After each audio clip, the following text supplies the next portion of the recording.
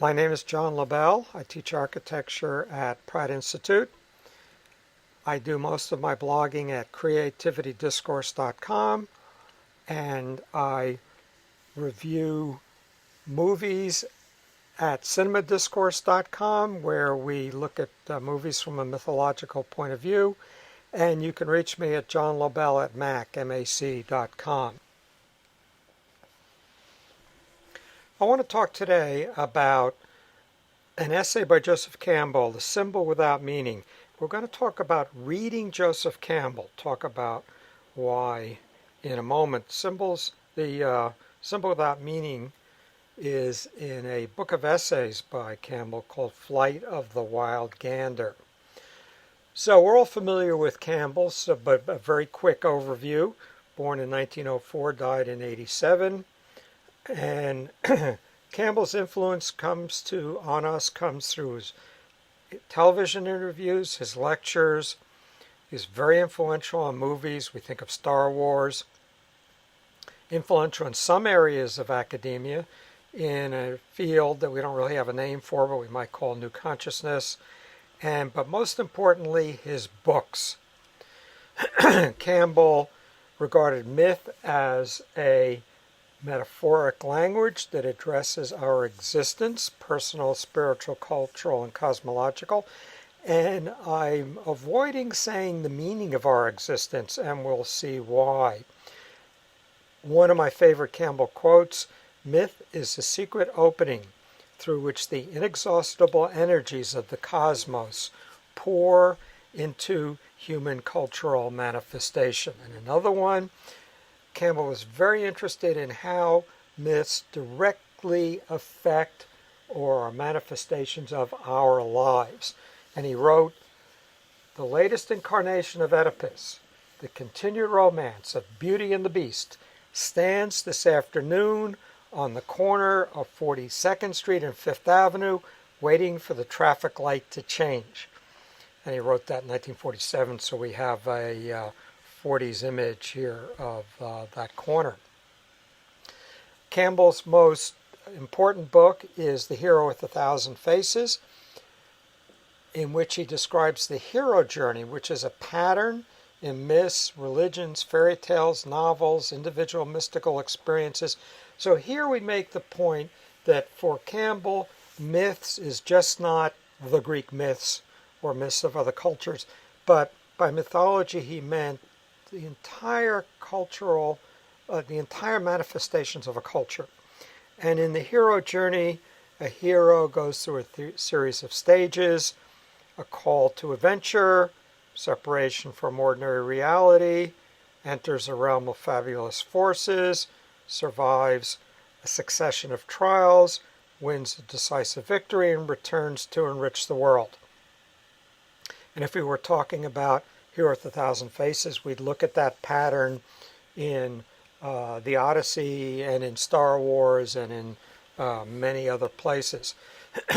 His next most important work is a series of 4 books, The Masks of God: Primitive Mythology, Oriental Mythology, Occidental Mythology, Creative Mythology, which is our modern Western culture. Now, this is a monumental work. These books are over 700 pages each. Reading them is an education in history and culture. That would be another discussion, but they are just amazing. If you're new to Campbell, that would be a little intimidating, jumping into 4 times 2,800 pages there. So I always recommend a book called Myths to Live By, which is a series of transcribed lectures by Campbell. Each one is short, they're very accessible. And then also the book or the videotapes of his interviews with Bill Moyers, The Power of Myth. Campbell didn't really write the book, The Power of Myth. It was compiled from the interviews after he died. Now back to our Symbol Without Meaning.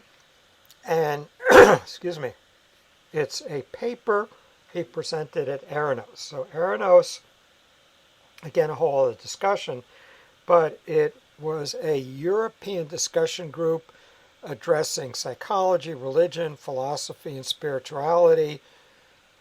Many important thinkers there. And there's a book just coming out, Eranos, An Alternative Intellectual History of the 20th Century. And then there's a whole set of volumes of translations and transcriptions and editings of the talks done by Joseph Campbell. And that's another challenge to get through. Now, we usually associate Joseph Campbell with a positive appreciation of all the world's myths, the notion that we can learn from all of these myths, and the notion that they are internalized in us. But in The Symbol Without Meaning, he presents the Mandala, which is one of the important mythological forms that is addressed by many at Eranos, as negative for us today, and he asserts that myths have no meaning for us today. So it's quite a challenging and chilling essay.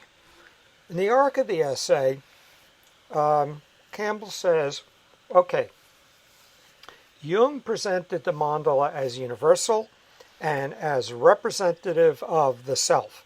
And in Jungian therapy, you might typically draw a mandala, and if your mandala is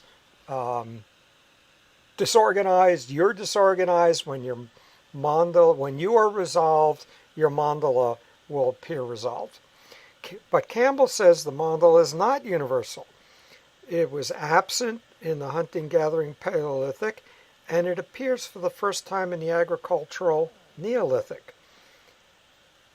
The agriculture of the Neolithic and the high civilizations introduced specialization and hierarchy, thereby fragmenting the individual person, and the mandala was introduced to position the person in the larger social and cosmological order. The mandala was introduced to position the person in the larger social and cosmological whole. So mandala here means graphic materials, what we think of as a mandala, we'll see some, the pyramid temple form, a hierarchical social order, and the mandala cosmological order, the 360-degree zodiac, cosmos, etc., all grows out of the idea here. And it includes the myths that follow, including dying and resurrecting gods. So Campbell says the bold individualistic hunters of the Paleolithic did not have an elaborate social hierarchy, therefore they were not fragmented, and therefore they did not need mandalas. The Paleolithic had shamans who were independent free agents and who gained their powers for themselves, not from an institution.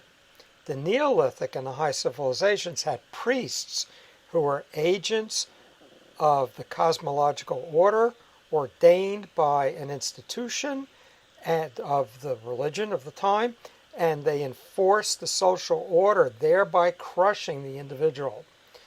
And then Campbell says the shamanic titans, descendant of the Paleolithic, and the gods of the Mandala cosmological order, descendants of the Neolithic, have long been in battle.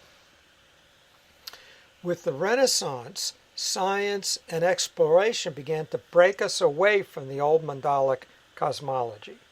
The Mandalic cosmological and social order, Campbell says, is not true in reality in today's waking world and is not mythologically appropriate for today's dream world.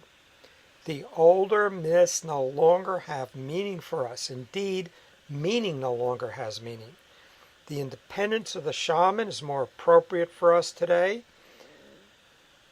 Now, how do we negotiate without meaning? Campbell says the notion of the non-self from the East is useful in finding a new way, and that we no longer need be bound by the Serpent King, the cultural constructs of the old high civilizations. Now, in this remarkable essay, which is nowhere near long as an entire book by Campbell, but still quite a read, Campbell presents some in-depth digressions, including looking at the difference between sign and symbol, discussing early Neolithic towns, looking at the Neolithic goddess who is both birth-giving and devouring. He looks in some depth at shamanism. He looks at the Titans' rebellion against the gods, and he goes into some detail on the non-self in Eastern thought. So his attack on the universality and appropriateness of the mandala was quite audacious in the context of Eranos, since Jung was well regarded at Eranos, and many in the Eranos circles held to the concept of universal mythological constructs. Now we're going to do something a bit audacious ourselves and actually read from this essay, The Symbol Without Meaning. So this is going to be a very unusual lecture. We're not going to look at, images and develop my ideas, but I'm going to try to help guide you through reading this essay. I strongly recommend that you do so, and you're going to find it quite a powerful statement. And if you build up a tolerance for actually reading some long material, somewhat difficult, but not very really. Campbell really tried to write for a general public, but maybe you'll get turned on to reading even more Campbell. So Campbell begins with a modern scientific shattering of myth, and he says, okay, the church says Mary ascended bodily to heaven. How exactly did she do that? Does she exceed the speed of light? How far out is she at this moment? Campbell writes, what is the modern mind to make of the pious belief of the assumption of the Blessed Virgin Mary? If so, then please, at what velocity is this body moving? The speed of light? The image is ridiculous.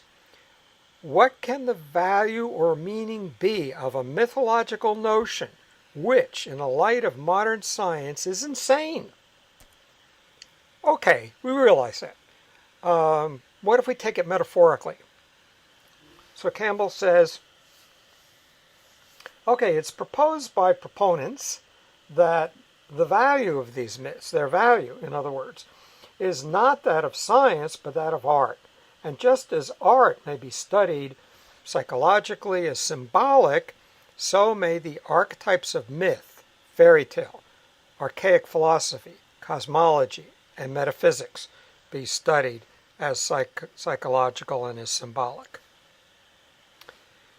So, oh, by the way, my writing's in red, Campbell's is in black. So if we go back here, I introduce each of these excerpts with my red headlines. Campbell's writing is in black, and it's greatly chopped up and reduced. I've done it by academic rules, so we have those three little dots when I've cut something out, etc. But all this is in the book. So can we take the assumption, we can't take the assumption Mary or these other myths as literally true, but we can take them as symbolic, universally true of our inner self, or can we? Okay, so what if we look at them as myth as metaphor? Campbell says, the reference of religious art in the Orient, in contrast to the West, are almost always not to the phenomena of waking consciousness, but to that of dream. Hence, the findings of modern science do not as greatly trouble Hinduism and Buddhism as they trouble Christianity and Judaism, where all the symbols have been taught and read as signs. Now, Campbell goes into symbols and signs quite a bit, but very simply, a sign is a reference to something known. A symbol is an allusion to something unknown. So a sign is something meant literally, and a symbol is something meant metaphorically. But Campbell's going to say that it's got to be a correspondence between our metaphorical dream consciousness world and our reality. We see this correspondence in the Orient. He says, nevertheless, even in the Orient, there is thought to be a real and necessary correspondence between the phenomena of dream consciousness and that of waking. But it's not true for us. For the West, that correspondence was broken in 1492. Now, he picks 1492 because that's the date of Columbus, but it's also we're in the midst of the Renaissance and the beginnings of the scientific revolution. So between European global exploration and the European scientific revolution, we break this old world and we're in something new. Campbell says, the drawing of a distinct dividing plane between the world of dream consciousness and that of waking, together with a radical shift of the commitment of the waking intellect from the logic of the former to that of the latter, is what we experience. This we term the scientific revolution.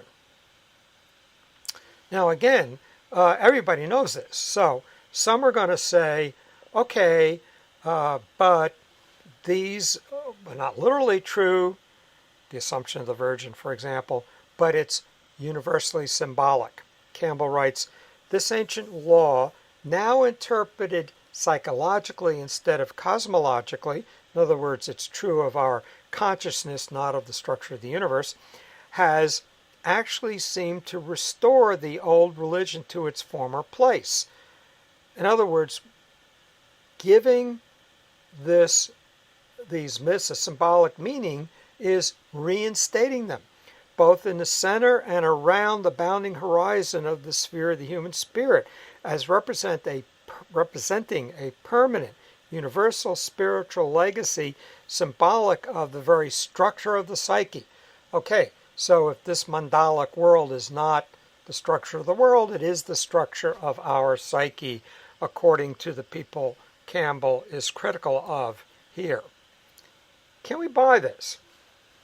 Campbell says, is it true that all these archaic propositions, which have been disqualified, they're not real, from top to bottom, as representative of the macrocosm, the physical universe, can they now be safely restored to favor as universal revelations of the microcosm, our inner psychological workings? Are we today to accept these myths even psychologically? Are these forms, these sacred mandalas, icons, and yantras, these gods who sit around the world, hand down the moral edicts, or come down to man as incarnations and fly back to heaven again, are these actually the symbolic guardians of some kind of natural or supernatural law? No. These myths are not universal. We need to leave them behind.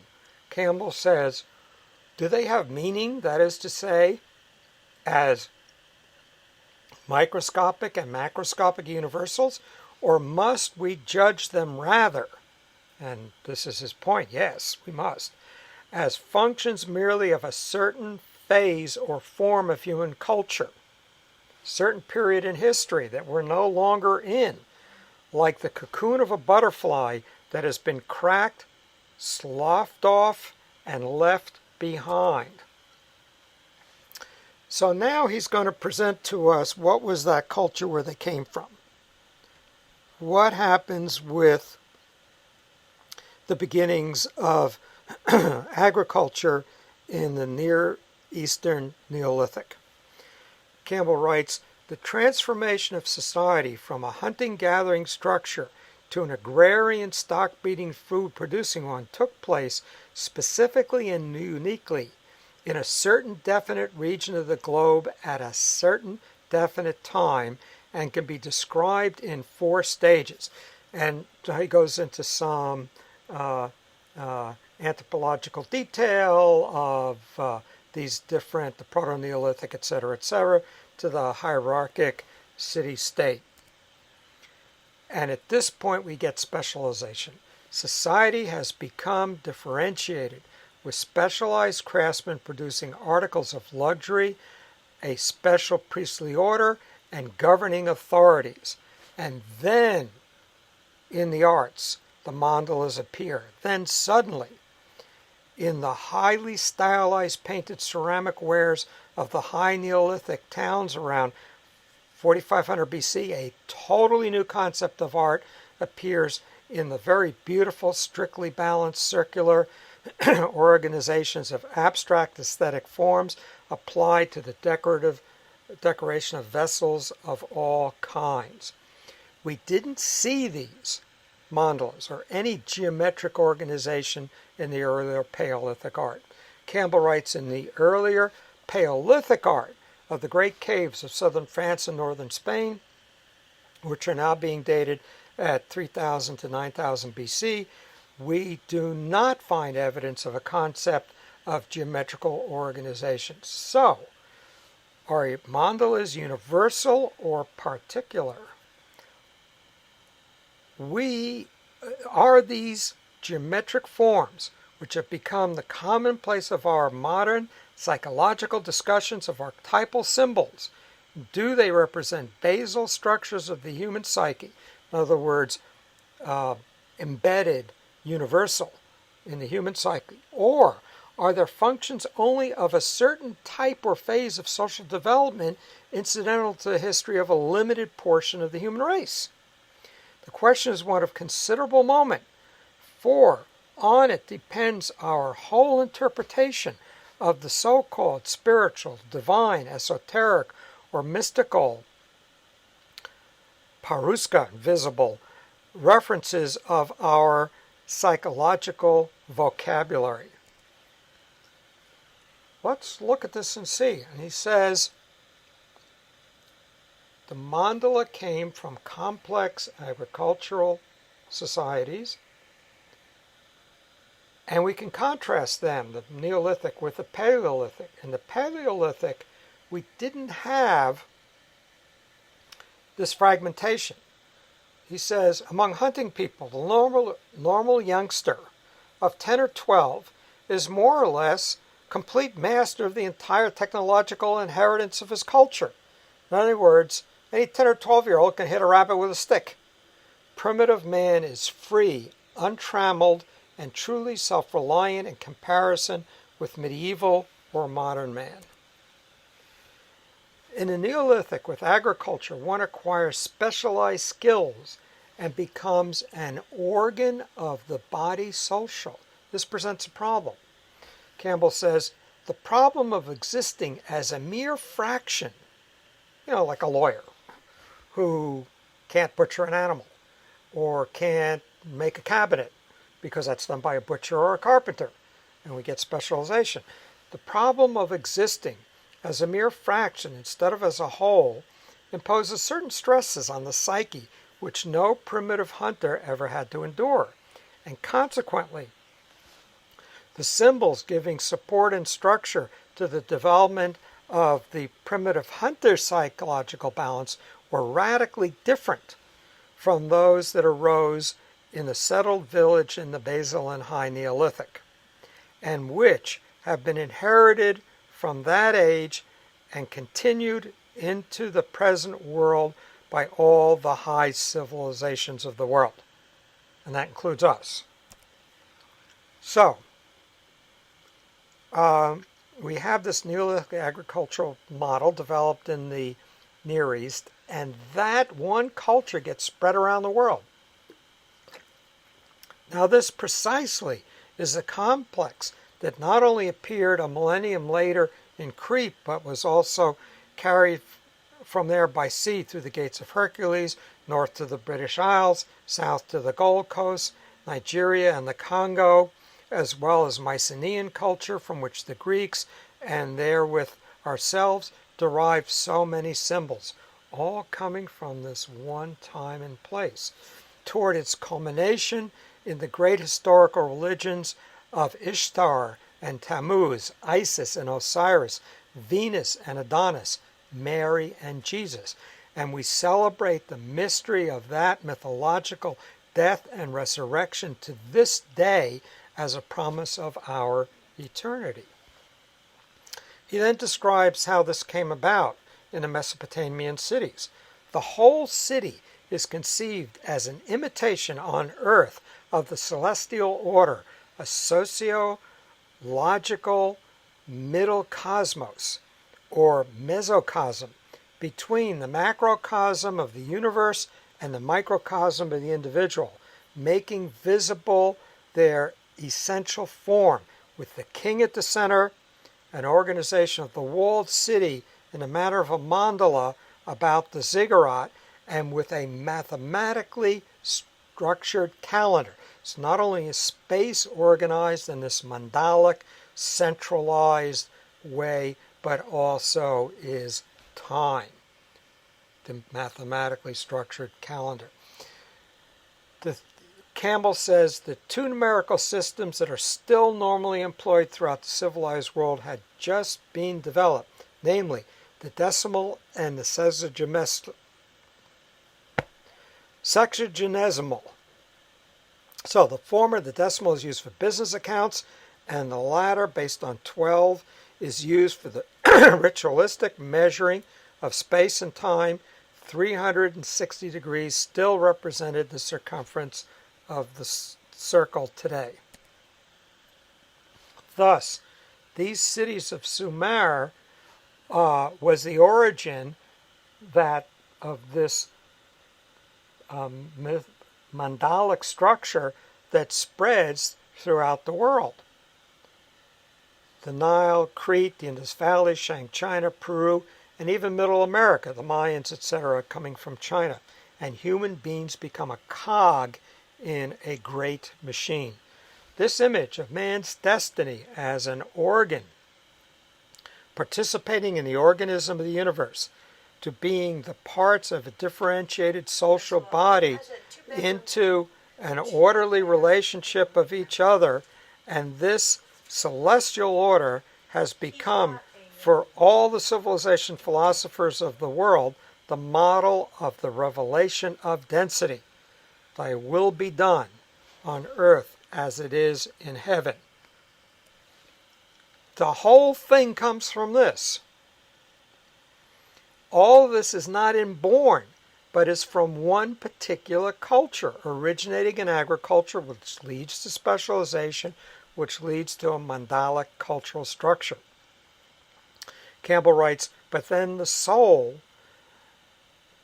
this mandalic microcosm made identical in form with a supposed order of the macrocosm, must be an engram, not something universal, but something impressed or engraved and not congenital, not inborn. Now, Jung did say that we now we, rather than a god, is at the center of the mandala. But this still leaves us imprisoned in the mandala. C.G. Jung has pointed out that whereas in the traditional but now archaic forms the central figure was a god, it is evident, he then concludes, that in the modern mandala, man, the complete man, has replaced the deity. Okay, part 2, the revolt of the Titans against the prison of the mandala. So Campbell uses the term Titans for those who are defeated and imprisoned by the gods and rebel. It begins by a differentiation between the shaman and the priest. The shaman, from the Paleolithic, the shaman is one who, as a consequence of a personal psychological crisis, has gained a certain power of his own. The priest is the socially initiated, ceremonially inducted member of a recognized religious organization, where he holds a certain rank and function as the tenant of an office that was held by others before. There's a Siberian shaman and a Sumerian priest, supplicant. In agricultural societies, the individual is suppressed. Priests play a role in that suppression. Campbell writes, the highest concern of all the mythologies, ceremonies, ethical systems, and social organizations of the agriculturally based society has ever been that of suppressing the manifestations of individualism. That's what the whole organization is for. The sternest expression of this ideal is implied in the word sati. This is where, in Indian tradition, when a husband dies, the wife, whose only identity and meaning comes through him, climbs on his funeral pyre and is immolated with him. For in the archaic Orient, every act well performed is an act of sati, a burning out, purging of ego. In the Occident, too, ego has been regarded as the provenance of the devil. In Greece also, the Titans are imprisoned. Campbell writes, the Titans conquered by the Olympians were incarnations of this principle, just as the demons were in India. And they are defeated and imprisoned by the gods, but they will not stay imprisoned. However, the day will come, we are warned, when their chains will drop away, and that day will be the weird of the gods. Ragnarok, a Norse myth of the ending of the world. Then shall nothing be without fear in heaven or on earth. But that day, Campbell says, has already come, indeed has been here since 1492, when the Mandala broke that had been fashioned 6,000 years before. We see the defiant Titan in Prometheus. It is not by accident, Campbell writes, that Prometheus became the hero of the humanistic enlightenment. Prometheus, as firebringer, the titanic trickster hero, appears in various cultures as jackal, coyote, the great hare, brer rabbit, raven, old man. So these are all manifestations of this defiance of the imprisonment of the gods of the Mandalic order. Now, we saw that the Neolithic culture spread. The Paleolithic culture of the caves of Europe also spread. A significant continuity appears to have been established, extending in time and space from the Upper Paleolithic of Europe to the final twilight of the Great Hunt in the North American plains, surviving for thousands or tens of thousands of years.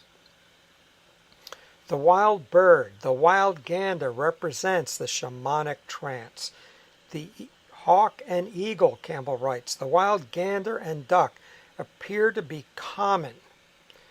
And we must remember also that in the Paleolithic caves of Lascaux, there is a shaman depicted lying in trance, wearing a bird mask, and the figure of a bird perched on his staff behind him. And the shamans of Siberia to this day wear such bird costumes. So the Titans seek to overthrow the gods. The shaman as Titan demon, overthrower of the gods, the great Indian Asuras are figures of this sort, subjecting themselves to the most rigorous ordeals possible, and through these compelling even the highest gods to submit to their will. But the gods fight back. But the highest gods, fortunately for the cosmic order, always have a trick or two up their sleeves, so that in the end, the Titans are deceived and overthrown. Hubris is condemned in all high civilizations. Even in the Far East, Campbell writes, in the Far East, the Tao, the inexorable laws through which all are bound together as the variously functioning organs of a single organism. In India, this binding principle is Dharma, the law of the universe. And in the biblical legend of the fall, too, is a tale of hubris and the fall of the Titan, man, who dared to follow his own will in contravention of the law. Man is here a child, a naughty child, locked out of doors by a stormy parent. Even in the late Renaissance, even such a striving Titan as Michelangelo quailed before the realization of what he was doing, faced in the end with the reckoning of the Last Judgment, the final reckoning of good and evil for eternity, as he called it. Now, he wrote, "Now know I well that fond fantasy which made my soul the worshipper and thrall of earthly art is vain." And here is Michelangelo flayed in his Last Judgment painting in the Sistine Chapel. Campbell observes how wide this is, and those wild titans of Shakespeare's mighty visions shattered one and all on the rocks that ring the world. And he's talking about Hamlet and Othello and Macbeth and Lear.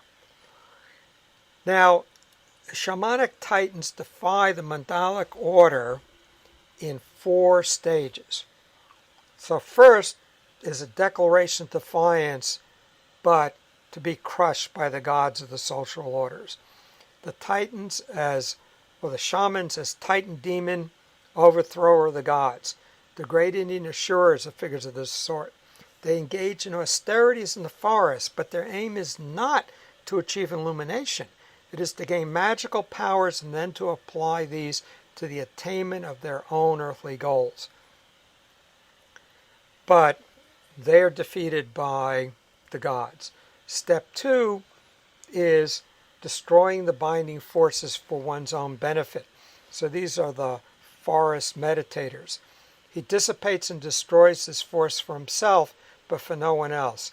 This is the victory represented in India by the Forest Philosophers, who rejected and despised not only the pains and pleasures of earth, but equally those of heaven and hell. And then comes realization that attainment can come in this world. Washing dishes can be a meditation. The world, the gods, man, and all things have only to be looked upon with a new eye, but looked upon, not shunned. And there can be no such fundamental distinction between good and evil, holiness and vice, God and the devil, as the lords and guardians of the Mandala will have us believe. And then comes realization of universal sainthood, the path in Mahayana Buddhism, the path of the Bodhisattva. But we are still in a trap. We are attached to something. But if bhoga, enjoyment of sense gratification, is yoga, if samsara is nirvana, if illusion is enlightenment, if engagement is disengagement, and bondage is freedom, then there's nothing to be done, no effort to be made. For in our very bondage we are free, and in our very striving for release we are linking ourselves to more bondage, which is already freedom. So in Mahayana Buddhism, this is the ideal of the Bodhisattva. Campbell writes, "Consider the lilies of the field, how they grow. They toil not, neither do they spin." Quoting the Bible. So he says, when a situation evokes in us a sense of existence, instead of some reference to the possibility of meaning, we have an experience of this kind. So Campbell's final thoughts, wrapping up his essay.